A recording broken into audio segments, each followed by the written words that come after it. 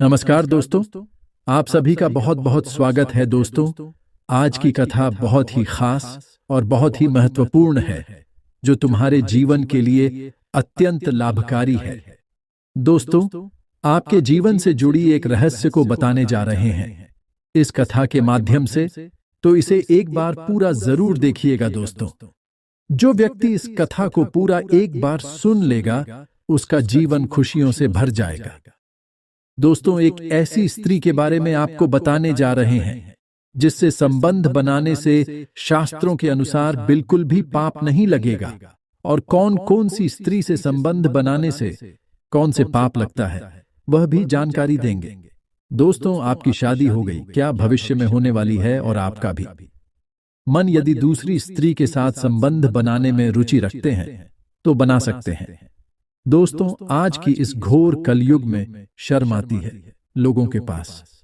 फालतू से फालतू वीडियो देखने का समय है, परंतु आज जो यह वीडियो आपको देवर्षि नारद और यमराज के बीच की प्रेरणात्मक कथा सुनाने जा रहे हैं। दोस्तों, पत्नी के अलावा इस एक स्त्री से संबंध रखना पाप नहीं होता है। दोस्तों, शास्त्रों के अनुसार कोई भी पुरुष पत्नी के अलावा इस एक स्त्री से शारीरिक संबंध बना सकता है। वह कौन सी स्त्री है, इस वीडियो में पूरी जानकारी हम आपको देंगे। दोस्तों, एक युग की बात है। देवर्षि नारद जी अंतरिक्ष में भ्रमण करते हुए यमलोक की ओर पहुंच जाते हैं और नारायण नारायण अपने मुख से बोलते बोलते यमलोक पहुंच जाते हैं। यमलोक की देवता यमराज जी के पास पहुंच जाते हैं। देवर्षि नारद जी उनके पास चित्रगुप्त बैठे हुए होते हैं। तभी देवर्षि नारद स्थान पर पहुंच जाते हैं। देवर्षि नारद को आता देख यमराज उनका स्वागत करते हैं और उन्हें प्रणाम करते हुए कहने लगता है, देवर्षि नारद जी, आपके आगमन से यमपुरी धन्य हुई है।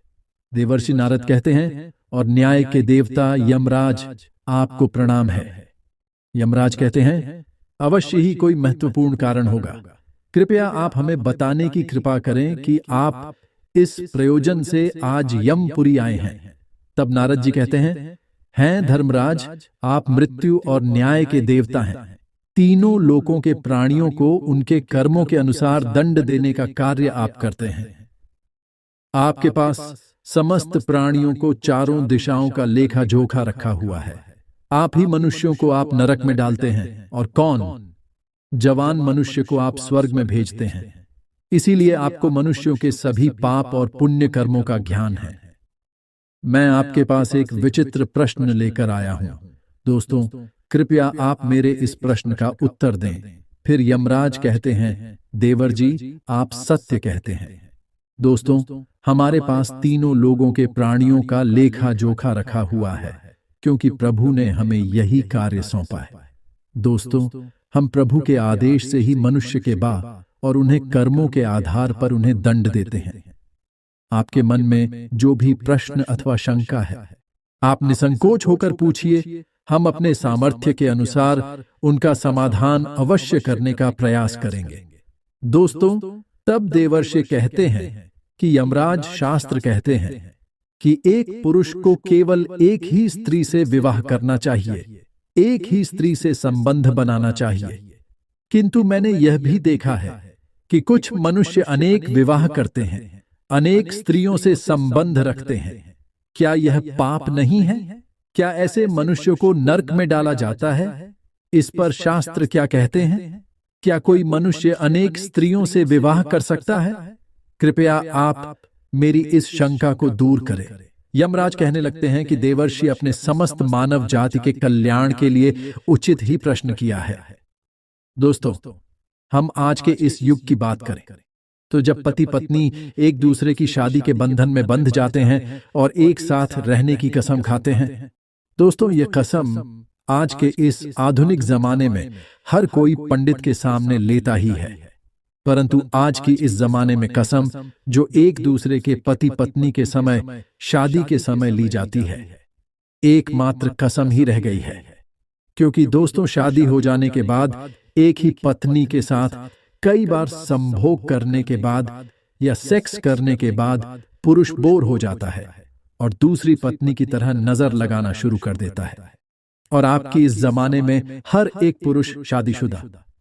बस यही फर्क नहीं घूमता रहता है कि इस औरत से और संबंध बना लो, फिर सोचता है एक और औरत से संबंध बना दो। ऐसे करते करते उसका मन किसी भी औरत के साथ नहीं लगता है।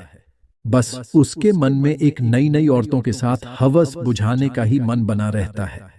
परंतु दोस्तों, एक ही स्त्री ऐसी होती है कि अगर आप उसके साथ पत्नी के होते हुए भी संबंध बनाते हैं, शारीरिक या सेक्स करते हैं, तो दोस्तों शास्त्रों के अनुसार आंखों पाप नहीं लगेगा।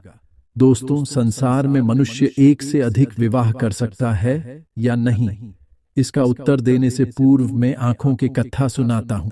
इस महान कथा में आपको सभी प्रश्नों के उत्तर मिल जाएंगे, इसीलिए आप इस कथा को ध्यान से जरूर सुने। जो भी इस कथा को ध्यान से सुनता है, मैं उसके 31 अपराध माफ करता हूं।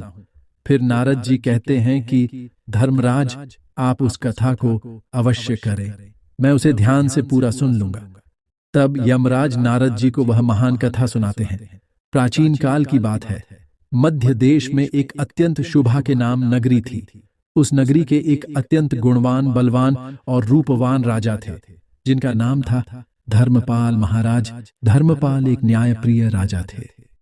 उनकी प्रजा उनके न्याय से अत्यंत संतुष्ट रहा करती थी। राजा भी अपनी प्रजा का अच्छी तरह से देखभाल करते हैं। प्रजापत सभी जोड़ों का अच्छी तरह से ध्यान रखते थे। इस महाराजा की सुकन्या नाम की पत्नी थी, जो अत्यंत गुणवान, चरित्रवान और पतिव्रता नारी थी। महाराज धर्मपाल और रानी सुकन्या बहुत ही दयालु स्वभाव के थे। वे हर प्रकार के यज्ञ, दान, धर्म तथा अनुष्ठान किया करते थे। उनके साम्राज्य में सब कुछ था, किंतु केवल कारण से महाराज, महारानी और प्रजा दुखी रहते थे। महाराज को कोई संतान नहीं थी, जिससे महाराज दुखी और चिंता में रहते थे। प्रजा को भी महाराज की ऐसी दशा अच्छी नहीं जा रही थी। कितने ही प्रयास करने पर भी महाराज इसको कोई संतान नहीं हो रही थी। महाराज ने अनेक वैद्य बुलाए, अनेक पुत्र प्रताप के उपाय किया, दान धर्म किया, व्रत किया, किंतु उन्हें किसी भी उपाय से संतुष्टि नहीं मिली। फिर एक दिन प्रजाजन महाराज के पास आते हैं और कहते हैं, महाराज, आप पुत्र प्रताप के लिए दूसरा विवाह करें। किंतु महाराज अपनी प्रजा की बात से सहमत नहीं। ऊटी महाराज रानी सुकन्या से बहुत प्रेम करते थे, इसीलिए वे अपनी पत्नी का दिल नहीं दुखाना चाहते थे। तथा महाराज शास्त्रों का भी ज्ञान रखते थे कि एक पुरुष को केवल एक ही स्त्री के प्रति एक नष्ट रहना चाहिए। दोस्तों, एक पत्नी के होते हुए कभी दूसरी स्त्री के पास नहीं जाना चाहिए। जिस प्रकार से एक मादा पशु के साथ दो नर पशु नहीं रह सकते, ठीक उसी प्रकार से एक पुरुष के साथ दोस्ती न कभी सुखी नहीं रह सकती।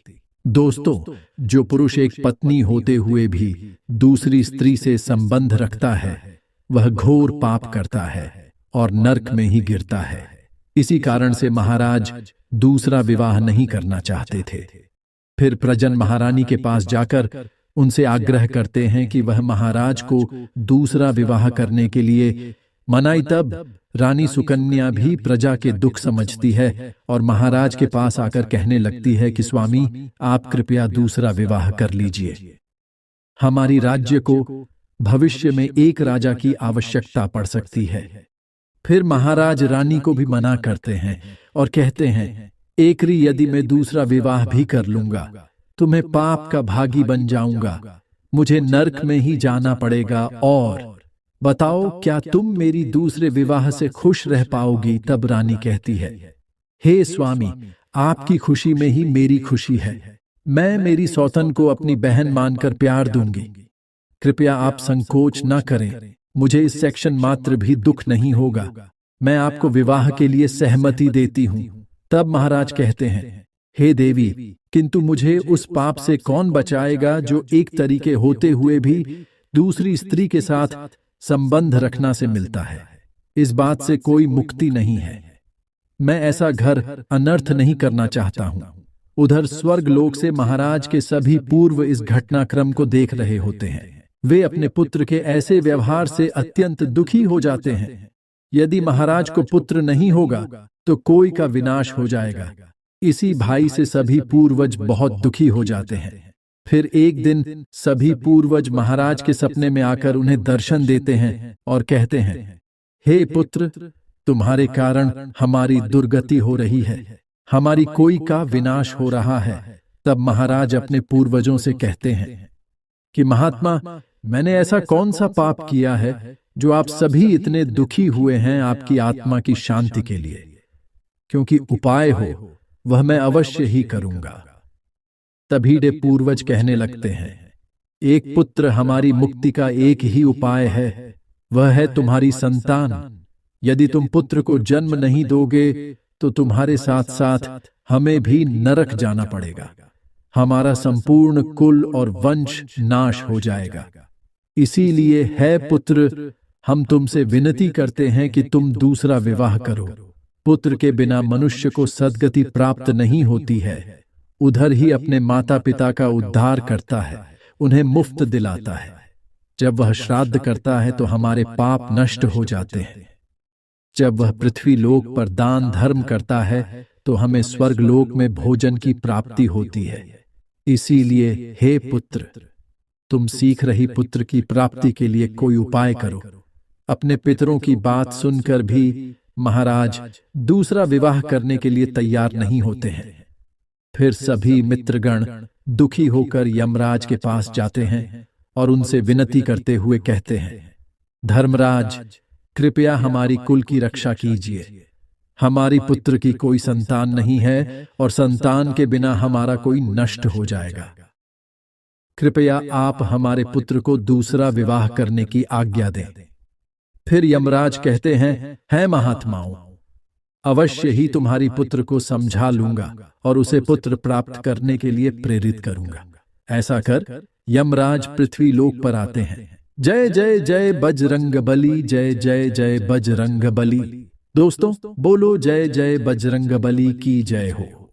श्री बजरंगबली जी, जो भी भक्त इस वीडियो को देख रहा है उसके घर में सुख समृद्धि आए, उसके घर में कोई भी परेशानी नहीं आए और पूरा परिवार सुख शांति से अपना जीवन यापन करे। दोस्तों, अगर तुम में से कोई जय जय बजरंगबली जी को मानता है तो अगर सच में ही भक्त हैं, आप इस वीडियो को लाइक कर नीचे कमेंट बॉक्स में एक बार जय जय बजरंगबली लिख देना। बजरंगबली जी, जो भी भक्त कमेंट बॉक्स में जय जय बजरंगबली लिखता है तो उसके मन में जो भी मनोकामना है वह पूरी कर देना। दोस्तों, कहानी को आगे बढ़ते हुए जब यमराज पृथ्वी लोक पर आते हैं और एक साधु का रूप धारण करके महाराजा धर्मपाल के दरबार में जाते हैं, उन साधु को देखकर महाराज धर्मपाल अत्यंत प्रसन्न होते हैं और उनका आदर सत्कार करते उनसे पूछते हैं, महात्मा, आप कौन हैं? किस प्रयोजन से आप हमारी इस राज्य में पधारे हैं? आपके मुख्य मंडल का तेज देखकर यह प्रतीत होता है कि आप अवश्य ही कोई बड़ी तपस्वी है। तब वह साधु उस राजा से कहते हैं, यह साक्षात यमराज हूं। तुम्हारे पूर्वजों के द्वारा प्रार्थना करने पर ही मैं स्वयं तुमसे मिलने के लिए आया हूं। वह साधु महाराज से कहते हैं, ये बात तुमने अपने पूर्वजों को विश कर दिया है, जिससे तुम्हारा सारा साम्राज्य नष्ट हो जाएगा। पुत्र के बिना तुम्हारी दुर्गति हो जाएगी, तुम्हें कभी मोक्ष की प्राप्ति नहीं होगी। शास्त्र कहते हैं कि मनुष्य को मोक्ष प्राप्ति के लिए पुत्र को जन्म अवश्य देना चाहिए। फिर महाराज कहते हैं कि धर्मराज में जबलपुर दूसरा विवाह करके पाप का भागीदार नहीं बनना चाहता। इससे अच्छा है कि मैं खुद रही होकर जीवन व्यतीत करूं। यमराज कहते हैं, यह बस तुम्हारी न्यायश्री आचरण से और अपनी पत्नी के प्रति एक निष्ठा को देखकर मैं अत्यंत प्रसन्न हूं। किंतु है धर्मपाल, एक मनुष्य दूसरा विवाह अवश्य कर सकता है, इसमें कोई पाप नहीं है। यदि किसी पुरुष की पत्नी उसके दूसरे विवाह के लिए सहमति देती है तो वह पुरुष दूसरा विवाह निश्चित ही कर सकता है, इसमें कोई बात नहीं है। दोस्तों, शास्त्र कह रहे हैं कि यदि एक पत्नी से पुत्र की प्राप्ति नहीं होती है और उसकी पत्नी उसे दूसरा विवाह करने की अनुमति देती है तो उसे दूसरा विवाह करने में संकोच नहीं करना चाहिए। साथ साथ यमराज के द्वारा ऐसे वचन सुनकर महाराज अति प्रसन्न हो जाते हैं और यमराज को धन्यवाद देते हैं।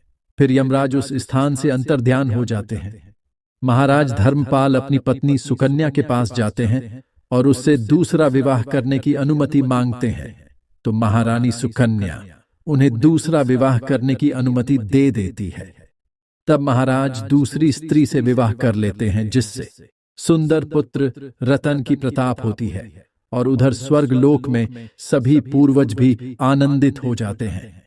दोस्तों, शास्त्रों पुराणों में बताया गया है कि मनुष्य धरती पर रहकर जो भी अच्छे या बुरे कर्म करते हैं, उन सभी कर्मों का लेखा जोखा मृत्यु के बाद होता है और उसके अनुसार सजा और पुनर्जन्म मिलता है।